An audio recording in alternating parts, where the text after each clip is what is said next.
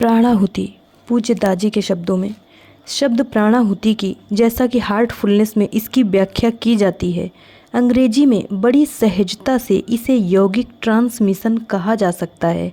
सहज मार्ग के प्रारंभिक दिनों के कुछ विद्वानों जैसे डॉक्टर वरदाचारी ने इस विशेष शब्द प्राणाहुति का केनो उपनिषद में उल्लेख पाया, जहाँ इसका प्राणस्य प्राणः यानी जीवनों का जीवन के रूप में वर्णन किया गया है। संक्षेप में यह जीवनदायी शक्ति है, लेकिन हमारे अंदर एक जीवन शक्ति पहले से ही एक स्थायी एवं अस्तित्व के एक अविरल आवेग यानी आत्मा के रूप में मौजूद है। अतः प्रश्न उठता है, क्या यह आत्मा हमारे जीवन को रूप देने के लिए आत्मनिर्भर नहीं है? क्या अपने अस्तित्व के साथ ही चलते रहना पर्याप्त है? एक उपमा है, ग्रीष्म के गर्म महीनों में विशेषकर भारत में पत्तियां सूख जाने से पेड़ मुरझाए से दिखते हैं। कभी कभी ऐसा लगता है जैसे कि पेड़ अब मर जाएंगे, उनमें से जीवन निकासित होता लगता है। हालांकि जमीन के अंदर उनकी जड़ें यथासंभव पानी और पोषण को खींचती रहती हैं, लेकिन मानसून की पहली बौछार से वे पुनः जीवित हो उठते हैं।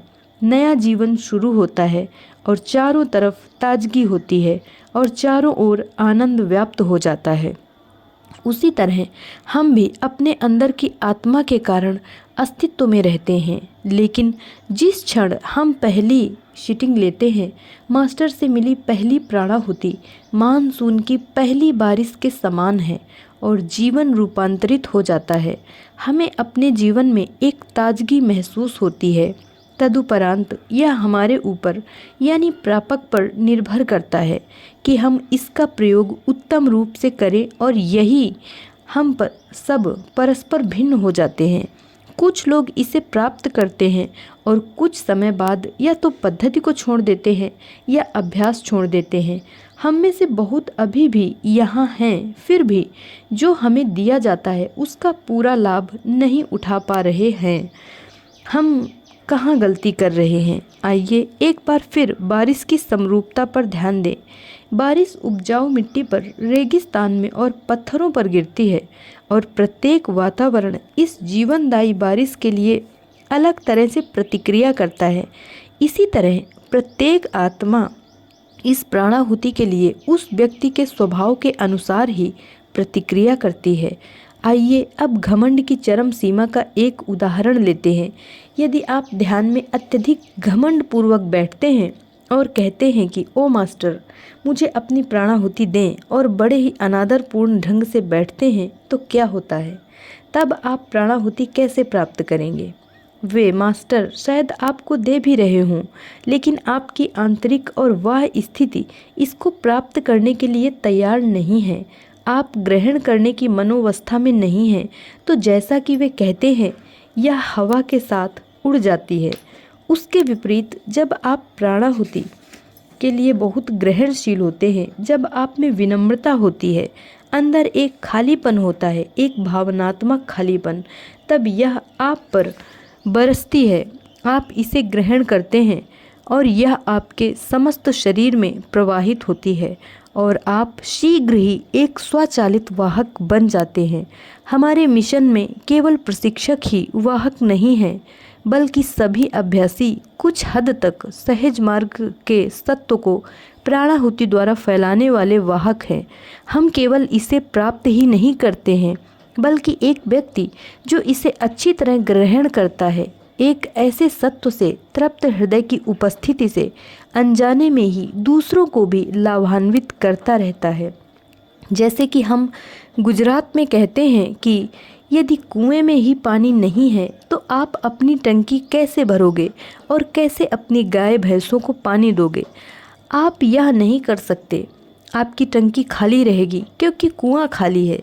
अतः प्राणाहुति प्राप्त करने के बाद हमारा कर्तव्य है इसको आगे बांटना। यह पहला काम है। दूसरा, जब हम स्वयं एक विशेष गुण विकसित करना चाहते हैं, जैसे जब हम महसूस करते हैं मुझ में ईश्वर के प्रति प्रेम नहीं है, या मेरे हृदय में शांति नहीं है, या मेरे मन में उस तरह की बेचैनी नहीं है जैसे बाबूजी महाराज महसूस करते थे, जैसा कि वे ऋतवाणी के पहले अध्याय मेरा दर्द में बताते हैं। तब हम क्या करें?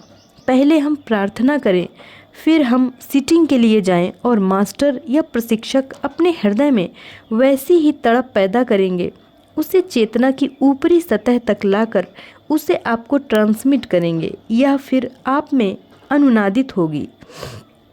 प्राणाहुति अनंत से उतरती है।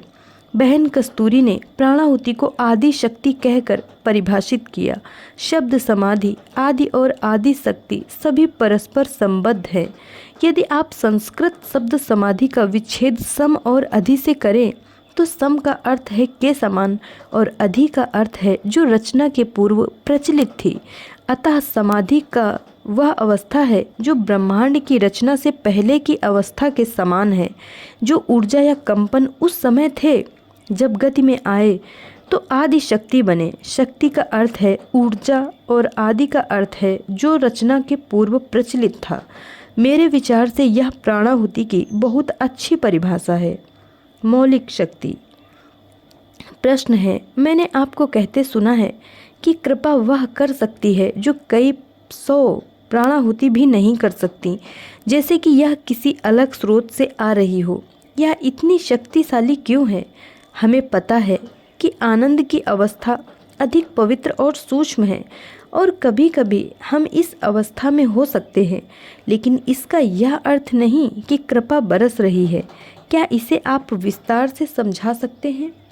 दाजी कहते हैं, मैंने जो प्रथम प्रयोग आपको पहले भाग में करने को दिया था उसका उद्देश्य केवल कृपा और प्राणाहुति के बीच का अंतर जानना था। क्या आप उसे सामने से क्षैतिज रूप से हृदय की ओर आता महसूस करते हैं या आप उसे ऊपर से आता महसूस करते हैं? क्या आपको कुछ भी महसूस नहीं होता या यह आपके अंदर से आती है? वह भी सत्य होगा, क्योंकि निसंदेह स्रोत तो अंदर ही है। इस प्रवाह की दिशा बाहर से हो या अंदर से, सामने से हो या ऊपर से या फिर चारों तरफ से, वास्तव में बहुत सी बातें दर्शाती हैं। मैं चाहूँगा कि दिन में भी जब आपकी आंखें खुली हों आप सतर्क रहें और ध्यान दें कि किस तरह प्राणाहुति आपको चारों तरफ से घेरे हुए है। यह सामने से हृदय में प्रवेश कर रही है या ऊपर से उतर रही है। ऐसे क्षणों में जब हम मालिक की उपस्थिति में आमने सामने होते हैं या जब हम उनकी याद में इतना अधिक लीन हो जाते हैं, तब वे अपने आध्यात्मिक रूप में, अपने सूक्ष्म रूप में हमारे पास आने को बाधित हो जाते हैं। उन्हें आना पड़ता है क्योंकि हम उन्हें इतना अधिक याद करते हैं। उस समय प्राणाहुति अलग तरह से प्रवाहित होती है। यह ऊपर से उतरती है और हमें पिघलाना शुरू कर देती है। कभी कभी इस पिघलते प्रभाव को हम महसूस करते हैं। सिर से शुरू करके फिर हृदय, कंधे और फिर पूरा शरीर पिघलने लगता है। यह कृपा है। जब यह सामने से सीधा हृदय में प्रवेश करती है, आप कह सकते हैं कि यह प्राणाहुति है। यह हमेशा सत्य नहीं होता, लेकिन 99% इसी तरह होता है। प्राणाहुति के बिना कोई सिटिंग नहीं होती और इसका उद्देश्य बहुप्रयोजन होता है। पहले कल्पना कीजिए कि एक व्यक्ति है जो चल नहीं सकता। उसे एक छड़ी की या बैसाखी की या व्हील चेयर की आवश्यकता होती है। उसी तरह जब एक व्यक्ति अपने मन का नियमन करने में या अपनी चेतना के विभिन्न स्तरों को भेदने में असफल रहता है, तब प्राणाहुति ही उच्च चेतना की ओर उसका मार्ग प्रशस्त करती है। चेतना के इस मार्ग में वह अपने स्वयं के प्रयासों द्वारा 1 मिलीमीटर भी आगे नहीं बढ़ सकता। अतः प्राणाहुति हमारी चेतना के लिए एक छड़ी या बैसाखी का काम कर उसे एक दूसरे आयाम में पहुंचने में सहायता करती है। यह हमें एक स्तर से उठकर दूसरे स्तर तक पहुंचने में मदद करती है। यह इसका प्राथमिक काम है। हम प्राणाहुति के सत्व को पहली सिटिंग में ही प्राप्त कर लेते हैं ताकि स्रोत अपना चमत्कार कर दे। जब हम प्राणाहुति के साथ ध्यान और प्राणाहुति के बिना ध्यान की तुलना करते हैं ताकि हम इनमें अंतर महसूस कर सकें, प्राणाहुति द्वारा हम चेतना में होने वाले उस बदलाव को सिद्ध करते हैं। हमारे लिए यह समझना अत्यंत आवश्यक है कि प्राणाहुति के बिना हम चेतना के एक स्तर से दूसरे स्तर तक नहीं बढ़ सकते।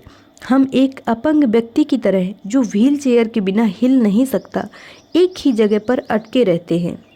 जब प्राणाहुति मालिक के हृदय से अभ्यासी के हृदय की ओर प्रवाहित होती है तो कुछ विशेष गुणों से ओतप्रोत हो सकती है। मान लीजिए हमें अत्यधिक धैर्य या एक उच्च स्तर की सहनशीलता चाहिए, तो प्राणाहुति में उन गुणों को डाला जा सकता है। साथ ही यह आशा भी कि एक उच्च स्तरीय विवेक भी इसके समानांतर ही विकसित होगा, क्योंकि विवेक और सहनशीलता साथ साथ ही चलते हैं। तो प्राणाहुति को किसी गुण से अनुप्रेरित करना यह दूसरी चीज़ है। तीसरी चीज़ है एक संबंध बनाना। आपने अभी एक शादी संपन्न होते हुए देखी।